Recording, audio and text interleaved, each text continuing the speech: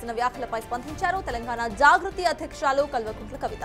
ఆయన వ్యాఖ్యలపై మండిపడ్డారు కవిత. పవన్ సినిమా యాక్టర్ గా ఉన్నప్పటి నుంచి ఇప్పటి వరకు తెలంగాణకు వ్యతిరేకంగా ఉన్నారని అన్నారు. యాక్టర్ గా ఉన్నప్పుడు ఏమి మాట్లాడినా చెల్లింది, ఇప్పుడు డిప్యూటీ సీఎం హోదాలో ఉండి మాట్లాడితే మాత్రం అస్సలు కుదరదంటూ కమెంట్స్ చేశారు ఆవిడ.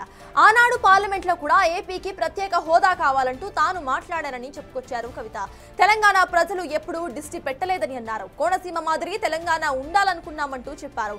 ఇక నుంచి జాగ్రత్తగా ఆలోచించి మాట్లాడాలంటూ సూచించారు కవిత.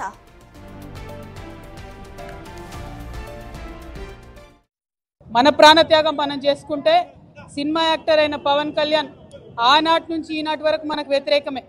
ఇవాళ కూడా ఆయన మాట్లాడుతున్నాడు, తెలంగాణ నాయకుల దిష్టి కళ్ళతోని కోనసీమ పాడైంది అంటున్నాడు.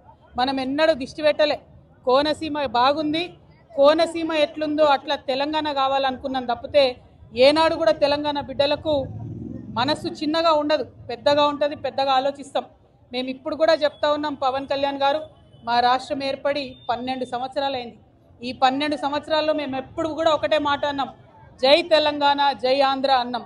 తెలంగాణ ఎంత బాగుందో ఆంధ్ర కూడా బాగుండాలన్నాం. నేను ప్రత్యేకంగా లోక్సభలో నిలబడి ఆంధ్రకు ప్రత్యేక హోదా కూడా ఇవ్వాలని అడిగిన.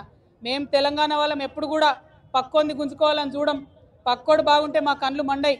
మేం బాగుండాలని కోరుకుంటాం తప్పితే పక్కవాడు చెడిపోవడాలని ఎప్పుడు కోరుకోలేదు. మా ఉద్యమంలో ఒకవేళ మేము అట్లా కోరుకున్నట్టయితే ఉద్యమ స్వరూపం వేరేలాగుండే. మా బిడ్డలు ఆత్మబలిదానాలు చేసుకున్నారు తప్పితే ఒక్క పరాయి రాష్ట్రం వాడి వ్యక్తి మీద కూడా చెయ్యి ఎత్తలేదు మేము ఎప్పుడు కూడా. ఆ విషయాన్ని దయచేసి పవన్ కళ్యాణ్ గారు గుర్తుపెట్టుకోవాలి. ఆనాడంటే మీరు సినిమా యాక్టర్ ఏమన్నా నడిచింది, ఇవాళ మీరు డిప్యూటీ చీఫ్ మినిస్టర్, మీరు ఆంధ్రప్రదేశ్ యొక్క ప్రజలను దేశవ్యాప్తంగా రిప్రజెంట్ చేస్తారు. మీరు మాట్లాడే మాటలు కూడా మీ ప్రజలకు ఆపాదిస్తారు. కాబట్టి జాగ్రత్తగా మీరు ఆలోచన చేసి మాట్లాడాలని నేను పవన్ కళ్యాణ్ గారిని కోరుతున్నాను.